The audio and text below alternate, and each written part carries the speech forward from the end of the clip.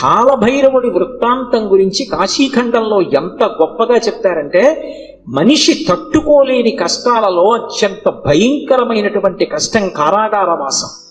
కారాగారవాసం అంతటి భయంకరమైన కష్టాన్ని ఎదుర్కోవలసి వచ్చినప్పుడు కూడా కాలభైరవ చరిత్ర చదివినా, కాలభైరవాష్టకం చదివినా, కాలభైరవోపాసనం చేసినా వాళ్ళు రక్షింపబడతారు అంటుంది శాస్త్రం.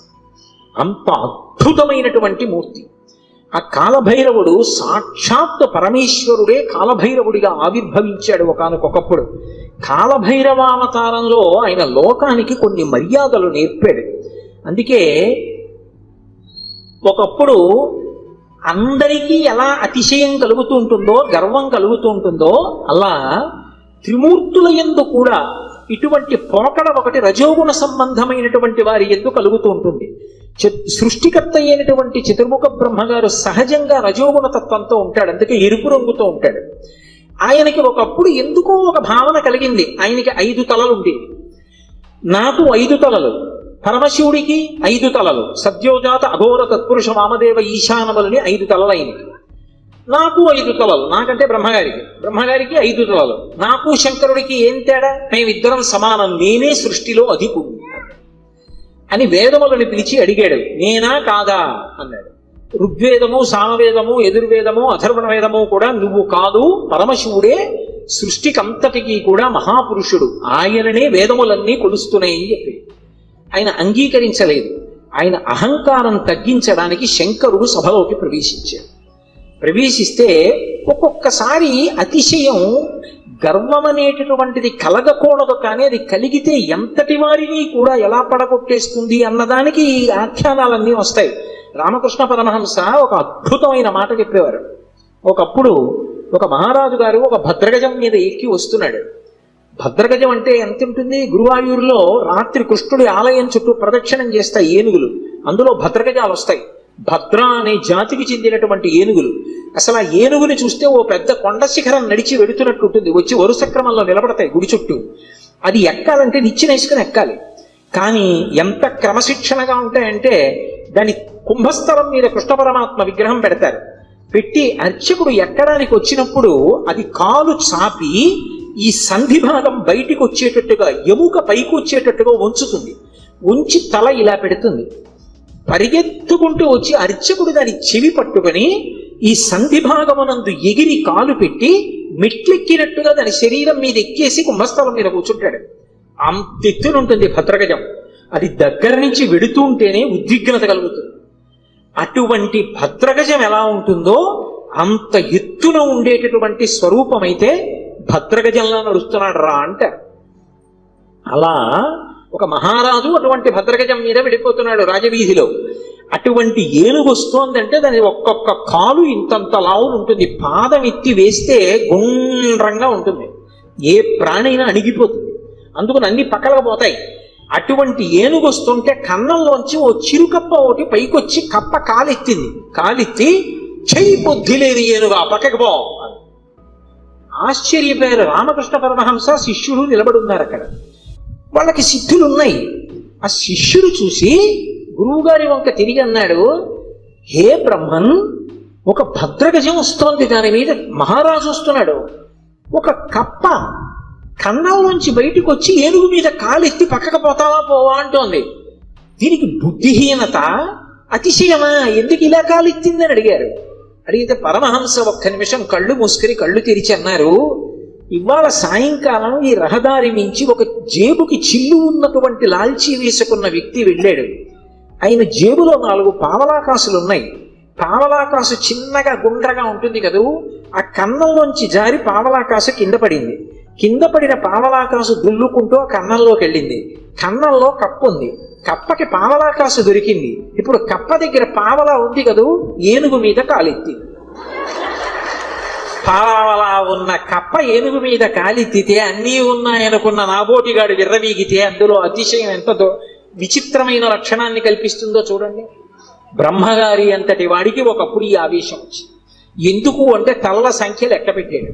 నాకు 5, నీకు 5. ఇదే బ్రహ్మగారి కౌశికీ వృత్తాంతంలో పార్వతీదేవి దగ్గర అంత వినయంతో మాట్లాడాడు. ఒకనాడు నా నొసటి నుంచి పైకొచ్చావు, నాకు పుత్రసముడివి, నా కాళ్ళు పట్టుకు నమస్కరించు, ఆశీర్వదిస్తా అన్నాడు. శంకరుడు చూశాడు, ఓహో చాలా ఉద్ధతితో ఉన్నాడు, అహంకారంతో ఉన్నాడు. నాకు 5 తలలు, తనకు 5 తలలు అనుకుంటున్నాడు. కానీ నా 5 తలల వెనక ఒక తత్వం ఉంది. అది తూర్పుకి తిరిగి ఉన్నటువంటి తలని తత్పురుష ముఖం అంటారు, దక్షిణానికి ఉంటే అఘోర ముఖం అంటారు, పశ్చిమానికి ఉంటే సజ్జోజాతం అంటారు, ఉత్తరానికి ఉంటే వామదేవం అంటారు, పైకుంటే ఈశానం అంటారు. ఈ పంచభూతముల మీద మోక్షం మీద అధికారం కలిగి ఉంటాడు 5 ముఖాలతో. ఖట్మండులో ఉంటుంది 5 తలలతో ఆ శివలింగం. నాతో సమానుడు అనుకుంటున్నాడు ఈ బ్రహ్మగారు. ఆయన బ్రహ్మమస్తకావళి నిబద్ధతే నమ శివాయ అని పేరు. ఈ సృష్టి అంతా కూడా కల్పాంతం అయిపోయినప్పుడు బ్రహ్మగారు పడిపోతాడు. పడిపోతే చూస్తాట శంకరుడు, అయ్యో పాపం, మొట్టమొదట పుట్టాడు అందరికన్నా, వేదములు ఇచ్చి సృష్టి చెయ్యమన్నాను, ఈయన కూడా బొత్తిగా ఇలా శ్మశానంలో పడిపోతే ఏం బాగుంటుంది, ఈయనకు మంచి స్థానం ఇద్దామని చెప్పి ఆ బుర్రి తీసి ఓ తడపలో గుచ్చుకుని మెళ్ళో వేసుకుంటాడు. ఆయనకి చేతకాక కాదు, ఓ బంగారం గొలుసు చేయించి ఇచ్చేవాళ్ళు లేక కాదు, బ్రహ్మగారిని గౌరవించడానికి ఓ పుర్రేసుకున్నాడు. ఇలా ఎంతమంది బ్రహ్మలు విడిపోయారో ఆ పుర్రెల మాల పెద్ద మాల అయింది. పునుకల పేరు కంఠమున భూరి భుజంగము భూషణంబుగా అనయము భస్మధారణము ఎద్రి నివాసము మేరు విల్లుగా అనుగుగ దంతి జన్మమును హస్తమునందు కపాల చోళముల్ పడిబడి దల్తు శంకరు కృపావర రూపమును ఆశ్రయించదన్నంటారు. ఇప్పుడు అంతమంది బ్రహ్మల యొక్క పునుకలు ఆయన మెడలో హారంగా ఉంటాయి, అందుకేసుకుంటాడు పుర్రెలమాల. అరే, ఈ బ్రహ్మకి అతిశయం కలిగిందని తనలోంచి ఒక ప్రాణిని ఉత్పన్నం చేశాడు. భృంగి యొక్క అంశ, భృంగి యొక్క అవతారం వచ్చినటువంటి వాడు. ఒక్కసారి పరమశివుని అంశతోటే భైరవుడు ఉత్పన్నమయ్యాడు. ఆ భైరవుడు ముమ్మూర్తుల పరమశివుడు ఎలాగే ఉంటాడో అలాగే ఉంటాడు. ఆయన వస్తూనే ఆ బ్రహ్మగారి యొక్క పైన ఉన్నటువంటి తలకాయని పెద్ద యుద్ధం చేయలేదు, ఇలా గిల్లేశాడంతే. లోకంలో చూడండి మాట అంటారు, రేపు అలా గిల్లేస్తున్నాయి ఎట్లా అంటారు. అన్నిటికన్నా తేలిక ఏమిటంటే గిల్లేయడం. అలా వెళ్ళిపోతే ఇలా గిల్లేసాడు అనుకోండి, తీరిపోతుంది అంతే. అది బాగా బలం ఉన్నవాడు ఏం చేస్తాడు, గిల్లుతూ ఉంటాడు, గిల్లి గజ్జాలు ఎట్టుకుంటాడు అంటారు. అందుకే గిల్లేయడం అంటే అంత తేలిక. యువతల వాడికి బలం ఎక్కువ ఉంటే బలం తక్కువ ఉన్నవాడిని గిల్లేస్తాడు. అందుకే బ్రహ్మగారి 5వ తలకాయని కష్టపడి తొలగతోశాడం లేదు, గిల్లీశాడం లేదు. శంకరాచార్యులు వారు సౌందర్యలహరిలో కూడా అలాగే రాశారు, అంత అందంగానూ రచన చేశారు. మృణాళీ మృద్వీనాం తవ భుజలతానాం చతసృణాం చతుర్భిః సౌందర్యం సరసిజ భవస్తౌతి వదనైః నకేభ్యః సంత్రస్సన్ ప్రథమమథనాదందకరిపోః చతుర్నాం శీర్షాణాం సమమభయ హస్తార్పణధియా అన్నారు. శంకరులకు శంకరులే చెల్లు. అహంకరించాడని కాలభైరవుడు ఓ తలకే గిల్లేశాడు. ఏమండి, ఇప్పుడు నేను ఇలా పట్టుకుని ఇలా గిల్లేశాను అనుకోండి, ఆ మిగిలిన పువ్వు ఏమనుకుంటుంది, దాన్ని ఒకదాన్ని గిల్లేండి నా జోలికి రాడనుకుంటుందా? ఏమో ఇలా అన్నవాడు మళ్ళీ ఇలా అంటే అది ఉడికిపోతే మళ్ళీ వచ్చేస్తుందేమో చెయ్యని. ఇప్పుడు ఇలా అన్నవాడు మళ్ళీ ఇంకోటి ఇలా అంటే మూడే ఉంటాయి. ఇంకా అందుకని ఆయన ఏం చేశాడంటే బ్రహ్మగారు ఒక తలకాయ గిల్లేయగానే ఇంకా 4 తలకాయలు మిగిలాయి.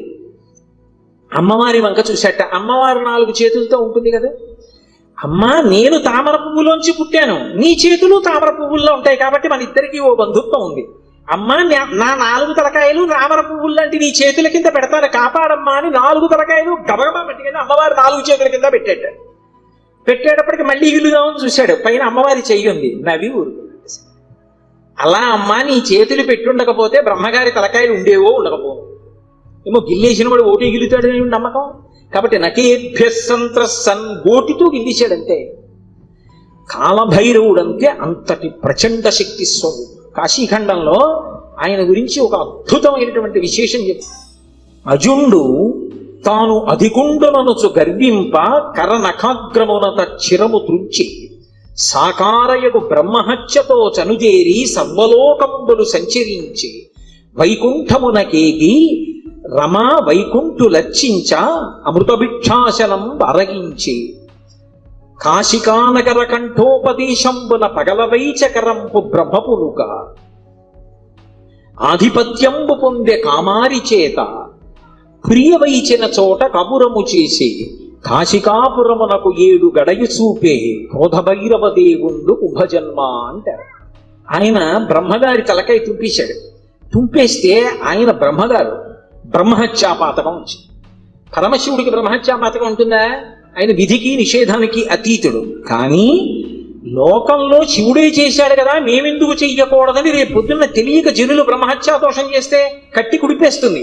అందుకని దాని పాపం ఎంత కఠినంగా ఉంటుందో చూపించడానికి తాను బ్రహ్మహత్యా పాతకం పోగొట్టుకోవడానికి చెయ్యవలసిన ప్రాయశ్చిత్తాన్ని చేసి చూపించాడు.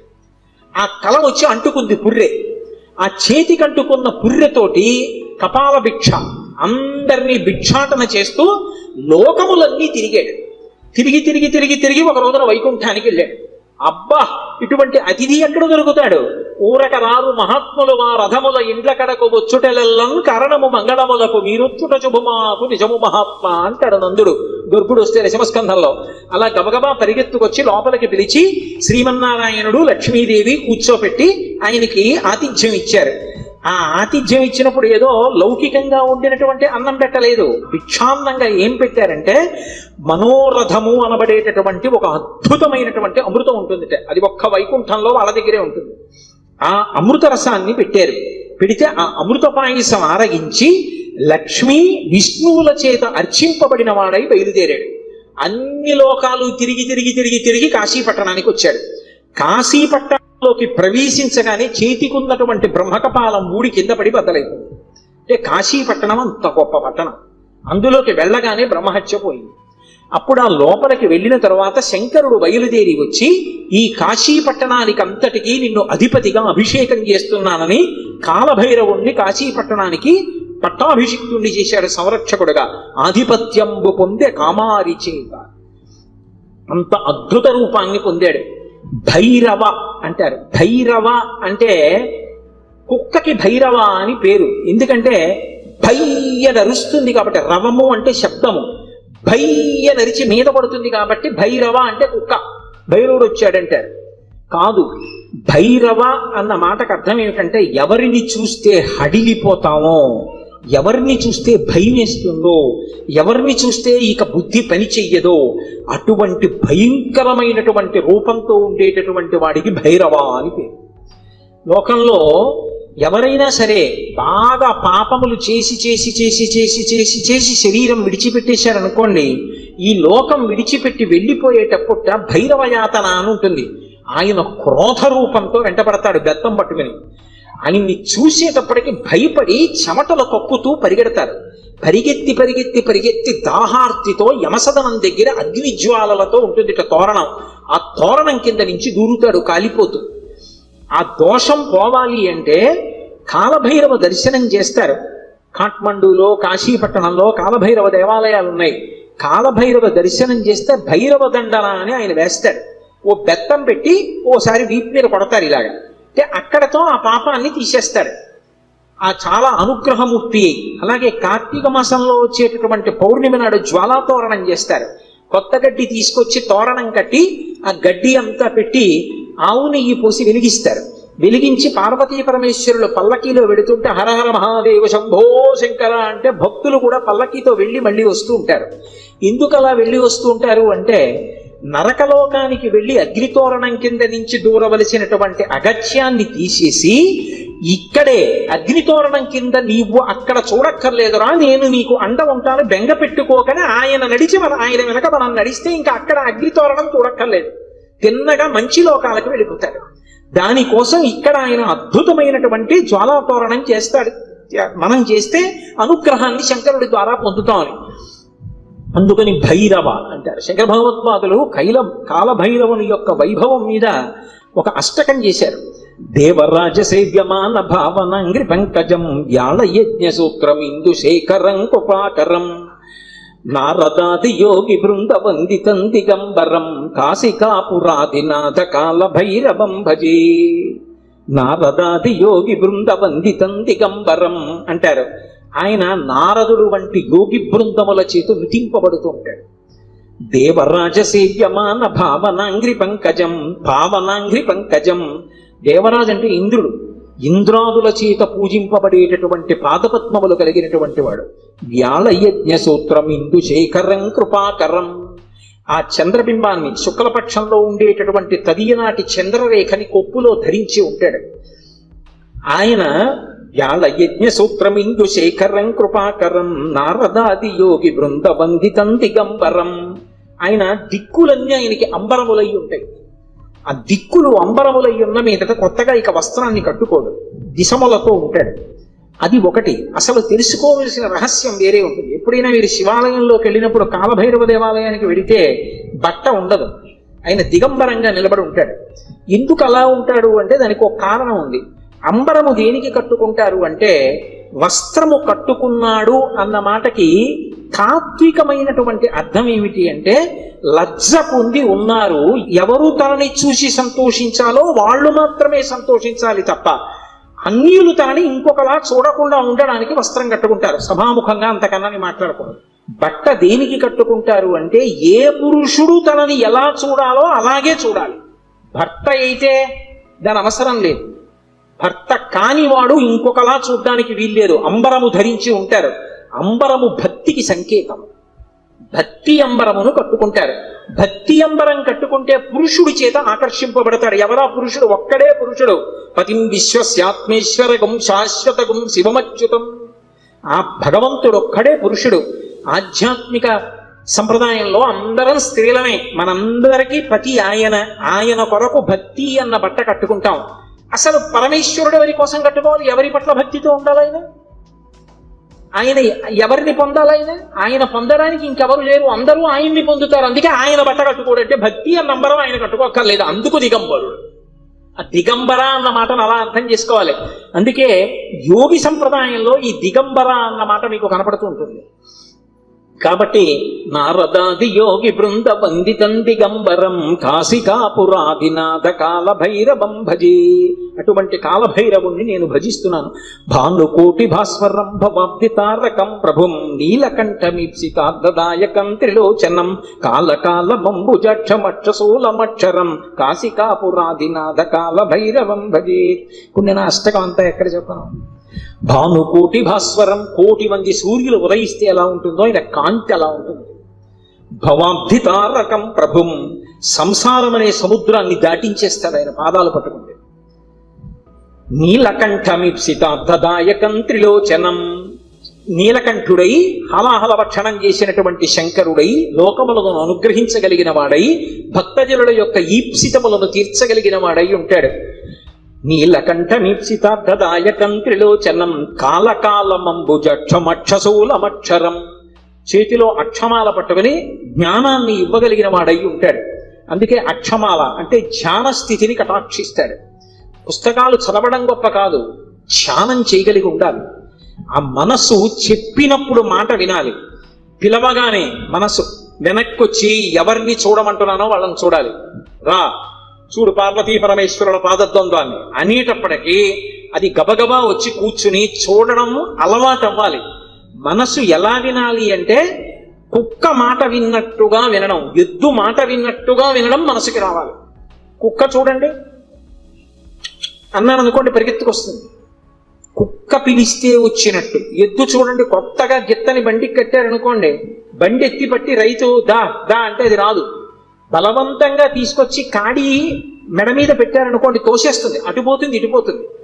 4 మాటలు అలవాటు చేసి కొట్టి దుక్కి దున్నించి చేశాడనుకోండి, ఆ తర్వాత రైతు ఇక ఎద్దు దగ్గరికి వెళ్ళడు. వచ్చి ఆ బండి కాడి పట్టుకుని ఇలా పైకి ఎత్తి పట్టుకుంటాడు. ఇలా ఎత్తి పట్టుకుని ఆ 2 కాడి ఇలా సమానంగా వస్తుంది అంటాడు. 2 ఎద్దులు నిద్రపోతున్నవి లేచి ఒళ్ళు విరుచుకొచ్చి మెడబెట్టేస్తాయి. పిలవలేదు ఆయన, ఏమి దా అని కూడా అనలేదు, అంటే చాలు 2 ఎద్దులు వచ్చాయి. అలా అన్నంత మాత్రం చేతనే ఎద్దులు వచ్చేస్తుంటే సాధన చేత మనసు వెనక్కి రావడం రావద్దు?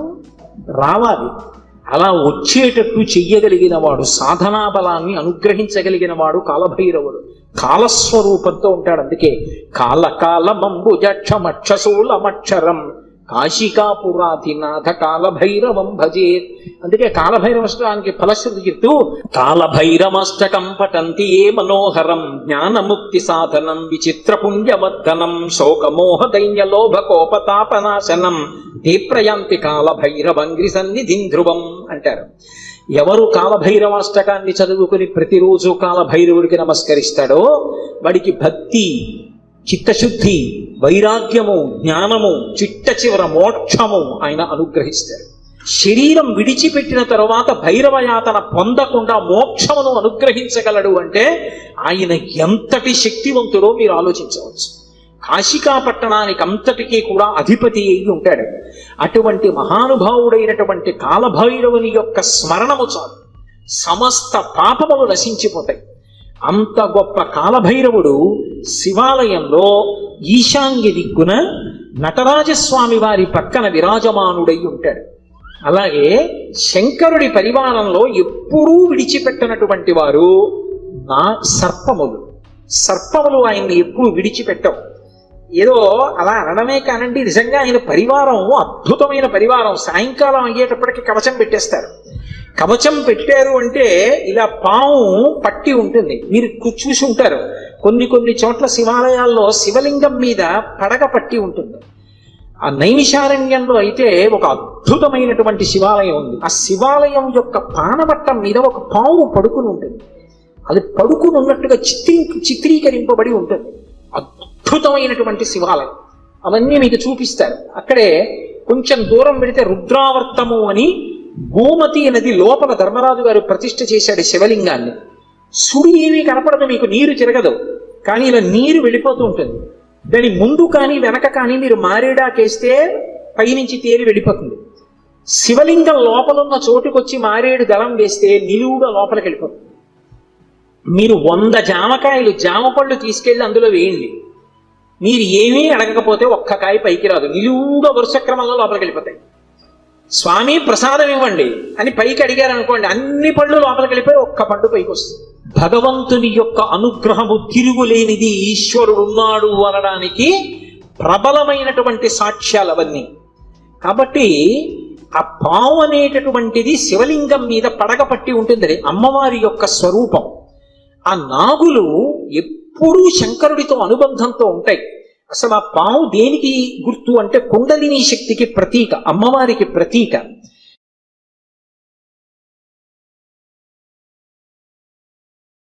ఈ మధ్య ఒక యువకుడు మఠంలోని ఒక స్వామీజీతో, స్వామీజీ మీలాగా అందరూ సన్యాసం తీసుకుంటే మరి మానవ జాతి అంతరించిపోతుంది కదా అని ఒక ధర్మ సందేహాన్ని వెల్లుబుచ్చాడు. ఆ స్వామీజీ ఈ ప్రశ్నకు ఏమి సమాధానం ఇచ్చారో తెలుసుకునే ముందు మనం ఒక విషయాన్ని తెలుసుకోవాలి. మనం ఈరోజు ఎన్నో సృష్టి రహస్యాలను కనుగొన్నాం, ఎన్నింటికో చక్కని నిర్వచనాలను ఇచ్చాం. మనకు తోచిన విధంగా భగవంతుడికి కూడా కొన్ని నిర్వచనాలు ఇచ్చాం. మనల్ని మనం మినహాయించుకొని భగవంతుడిని నిర్వచించ ప్రయత్నించాం.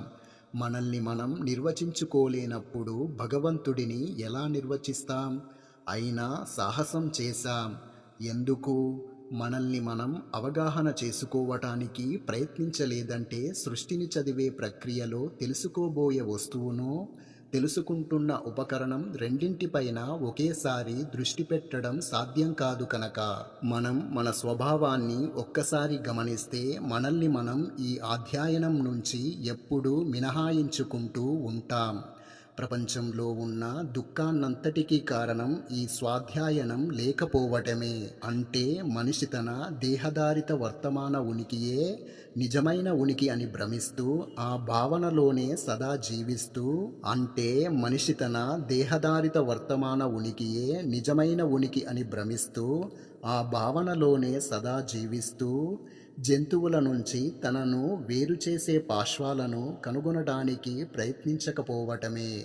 ఆ పార్శ్వాలను తాను గుర్తించినట్లయితే తన ఉనికి ఒక ద్విపద జంతువుతో సమానమే అని మనిషి గ్రహించలేడు. మనకి మనం అర్థం కాకుండా మనకు ఈ ప్రపంచం ఎప్పుడూ పూర్తిగా అవగతమవదు.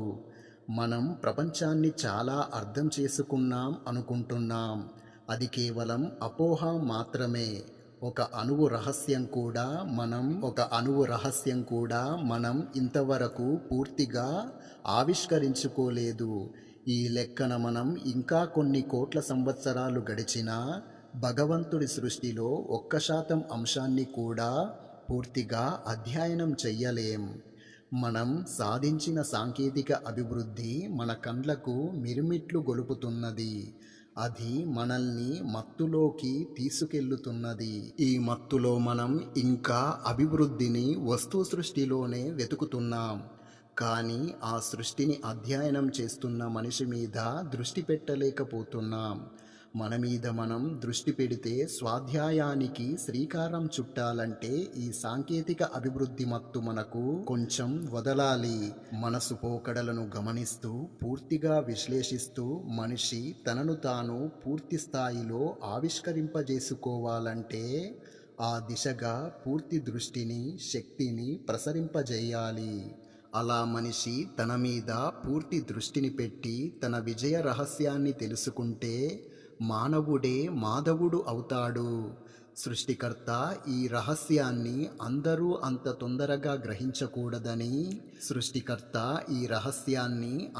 అంత తొందరగా గ్రహించకూడదని అలా గ్రహిస్తే సృష్టిని అనంతకాలం కొనసాగించలేమని సృష్టికర్త ఈ రహస్యాన్ని అందరూ అంత తొందరగా గ్రహించకూడదని అలా గ్రహిస్తే సృష్టిని అనంతకాలం కొనసాగించలేమని మనిషికి నిరంతరం బాహ్య సృష్టిని ఇచ్చాడు. దానికి తోడు తామరతంపరంగా కోరికలను కలగజేసి సదా మనిషిని ఆ ప్రయత్నంలోనే వినియోగింపజేసి స్వకీయ అధ్యాయానికి ఎప్పుడూ ఉపక్రమించకుండా ఉండేటట్లు చేశాడు. ఈ పరిస్థితినే వేదాంత పరిభాషలో మాయా అని అంటారు. లోకంలోని అన్ని జీవులకు ప్రత్యుత్పత్తి ఒక ప్రగాఢ వాంఛగా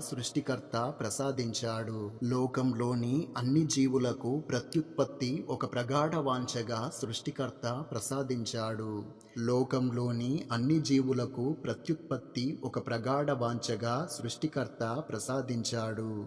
ఇది ఎంత తీవ్రమైన వాంఛ అంటే జీవికి ఈ వాంఛ సహజం అని మనం అనుకుంటాం. శాస్త్రవేత్తలు దీనినే జీవవిధి అని పేరు పెట్టారు. మిగతా జీవులలాగా మనకు కూడా ఇది ఒక తప్పనిసరి అవసరం అని మనం భావించడమే తప్పు. ఒక జీవిగా తన ప్రతిరూపాల ద్వారా తన ఉనికిని కొనసాగించడానికి లేదా ఈ జీవ ఉనికిని దాటి దైవత్వాన్ని ప్రాప్తింపజేసుకోవడానికి మానవుడి స్థాయి నుంచే జీవికి నిర్ణయాధికారం ఉంటుంది. వివేకానందుడిని ఒకసారి ఒక శిష్యుడు ఈ యువకుడు అడిగిన ప్రశ్నలనే అడుగుతాడు. ఆయన వెంటనే ఈ ప్రపంచంలోనికి రావటం నీకంత సంతోషంగా ఉందా అని అంటారు. కానీ ఆ శిష్యుడికి ఈ సమాధానం వెంటనే అర్థం కాకపోవచ్చు. అతడు ఈ ప్రపంచం కాక ఇంకో ప్రపంచం ఉందా అని అనుకొని ఉంటాడు. కానీ స్వామి వివేకానంద ఏ స్థాయి నుంచి ఏ భూమిక నుంచి మాట్లాడుతున్నాడో ఆ శిష్యుడికి అర్థం కాదనడంలో సందేహం లేదు. స్వామీజీ ఉద్దేశం తెలుసో తెలియకో మన ప్రమేయం ఉందో లేకో ఈ ప్రపంచంలో వచ్చి పడ్డాం. సంఘర్షణ పోరాటంలో పడ్డాం. మనకు ఎవ్వరూ ఎంచుకునే అవకాశం ఇవ్వలేదు. అప్రయత్నపూర్వకంగా బలవంతంగా మన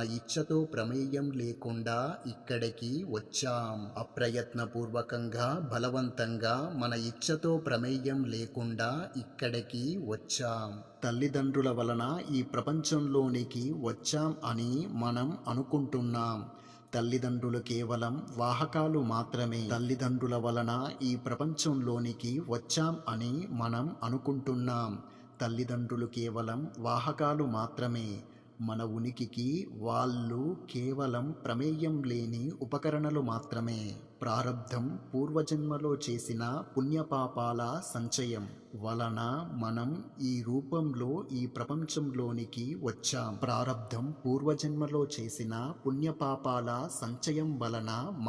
ఈ ప్రపంచంలోనికి ఈ రూపంలో వచ్చాం. తల్లిదండ్రుల వలన కాదు, కేవలం తల్లిదండ్రుల ద్వారా వచ్చాం. కనుక ఈ సృష్టిలో అత్యంత క్లిష్టమైన, దురహంకారమైన, అద్భుతమైన, అధ్యాయ దుర్లభమైన ఒక పట్టాన అవగతమవని విషయం మనిషే. కానీ అధ్యయనం చెయ్యాలి. పరిస్థితులు ఎప్పుడూ ఈ పరిశీలనకు సహకరించవు. పరిస్థితులకు ఎదురొడ్డి ఎవరైతే ఈ ప్రయత్నంలో ఉంటారో వారే నిజంగా జీవిస్తున్నట్లు. మిగతా వారి జీవితాలు జంతు జీవితాల కన్నా పెద్ద ఉన్నతంగా ఏవీ లేవని గ్రహించాలి.